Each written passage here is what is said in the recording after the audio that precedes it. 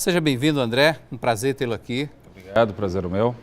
André, qual a realidade hoje da economia brasileira? É uma economia instável ou ela não suporta muito os solavancos da Europa? Não, olha, eu vou colocar da seguinte forma a questão. Acho que a gente está vivendo um momento de muita mudança na economia brasileira. A gente viveu aí esses últimos anos, né, uma coisa que eu entendo como uma revolução monetária. A taxa de juros no Brasil caiu fortemente. Se você pegar, por exemplo, em 2005, a taxa de juros real no Brasil, ou seja, a taxa de juros acima da inflação, era de 13%. Então rendia 13% mais inflação. Agora a taxa de juros, pelo menos no final de 2012, agora em 2013 já subiu um pouco, mas em 2012 foi para 1,5%. Você não altera a taxa de juros tão rapidamente assim, sem criar uma convulsão na economia brasileira. E mais do que isso, eu acho que o Brasil está mudando para um novo patamar. Isso daí gera algumas dores no crescimento. Exemplo disso, por exemplo, ano passado, o item que mais subiu no IPCA, que mais incomodou, foi empregado doméstico. Empregado doméstico sozinho subiu 12%, foi o maior peso do IPCA.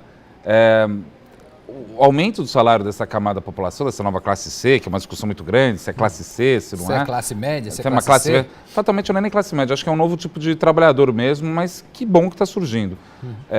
Diminuiu o consumo de empregado doméstico da classe média tradicional. Muita gente achou isso ruim, isso daí se traduziu em inflação, mas se você for em qualquer país do mundo, você não tem empregado doméstico que nem a gente tem no Brasil, né? Se você pegar, por exemplo, o relatório da OIT, que saiu no início do ano, sobre a situação das domésticas do mundo, o Brasil tem 13% de todas as domésticas do mundo. Bem, se a gente quiser ser um país decente, não vai ter tanto empregado. Então esse é um dos movimentos que está gerando muito desconforto. Eu acredito demais no Brasil, acho que a gente pode crescer e vai crescer ainda muito mais. Certo.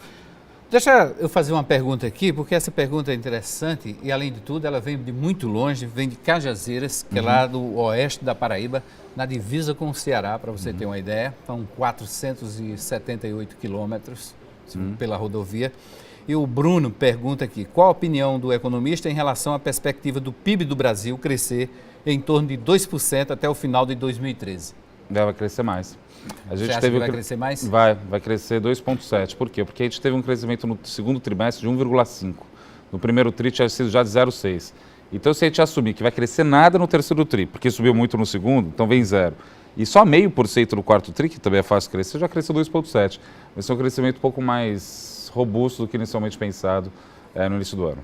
Ok, deixa eu registrar também aqui a presença nas redes sociais, acompanhando o programa 27 Segundos, do Ranieri Abrantes, da nossa companheira aqui de RCTV, Paula Gentil, também do pessoal do Correio News, a Val Rodrigues, o Davi Alfe, o Ronaldo Rufo, o Ítalo Kubitschek, o site Vitrine de Patos, que retransmite em tempo real, Beto Chaves, você que também é ligado à internet, o Vitrine de Patos transmite ao vivo, em tempo real, para todo o sertão paraibano, é o vitrinedepatos.com.br. O telespectador que assina o seu perfil do Twitter como Bombom Jequiti, a Nayala, o Rivelino Poggi e o Bruno, que também está em Cajazeiras, todos conectados e assistindo o 27 Segundos pela RCTV. André, em relação a essas disparadas do dólar, isso é só um período de pico da moeda americana? Bem, primeira coisa, tem que lembrar que o maior problema nosso, pouco tempo atrás, é que o real estava muito forte, né? Então, quer dizer, isso daí aponta o seguinte, é muito volátil a moeda brasileira. A moeda brasileira vai e volta de forma muito violenta. Tem duas questões que a gente tem que pensar aí. É o real que está ficando fraco ou é o dólar que está ficando forte? Vamos tentar responder aos poucos. Primeiro, é o dólar que está ficando forte? Em alguma medida, sim. A gente tem aí uma dinâmica nos Estados Unidos que é de alta de juros por lá. Se o juros sobe lá, atrai um pouco mais de dinheiro para lá. Por outro lado, a gente teve no Brasil, ao longo de 2013, na minha opinião, um momento muito difícil. Em junho, particularmente, a gente teve um mês que mudou todas as expectativas em relação ao Brasil. Em junho, a gente teve a divulgação, logo no começo de junho, a divulgação do PIB do primeiro trimestre, que veio muito ruim. A gente teve um aumento da Selic mais forte do que imaginava. Imaginava 50, veio 25, veio 50. A gente teve o rebaixamento do Brasil pela Standard & Poor's. A gente teve a inflação estourando o teto da meta e a gente teve as maiores manifestações populares da história da República. Isso tudo em conjunto criou um pessimismo muito forte com o Brasil. Olha, eu acho que isso não repete. Né? É tanta coisa ruim de uma vez só, duvido que esse negócio vai continuar sendo tão ruim. Então, isso junto a uma ideia de que o dólar, na verdade, não está tão forte, porque os Estados Unidos também não está indo tão bem assim, na minha opinião, obviamente. Isso pode fortalecer o real. Mas mais importante que tudo, o Brasil está subindo a taxa de juros.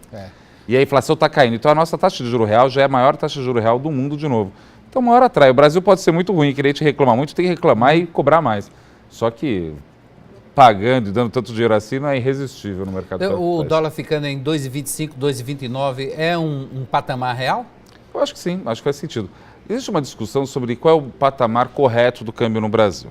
Muitos vão argumentar que, na verdade, seria muito mais desvalorizado porque o Brasil não tem competitividade ou outras questões do tipo. É verdade.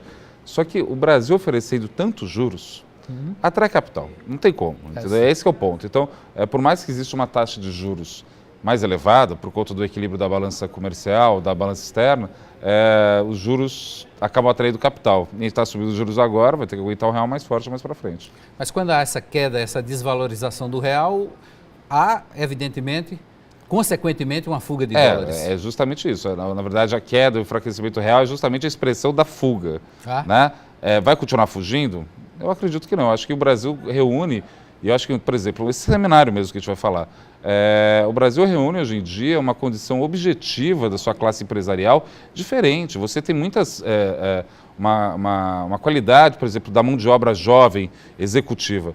Muita gente formada fora. A gente tem outro tipo de empresário que é muito superior em termos de qualidade e quantidade do que era da geração anterior. Então, eu acho que a gente vai conseguir construir cada vez mais avanços significativos na economia brasileira. Mais do que isso, você pega, por exemplo, a questão da internet, né? Os brasileiros dão um show nisso daí. Né? Então, para ver, por que a gente não pode crescer? Porque o que tem tão de errado com o Brasil? E eu respondo, não tem nada, é só a gente acreditar um pouquinho mais no futuro. O brasileiro é muito derrotista, eu acho, geralmente acha que vai dar tudo errado muito rápido. É verdade.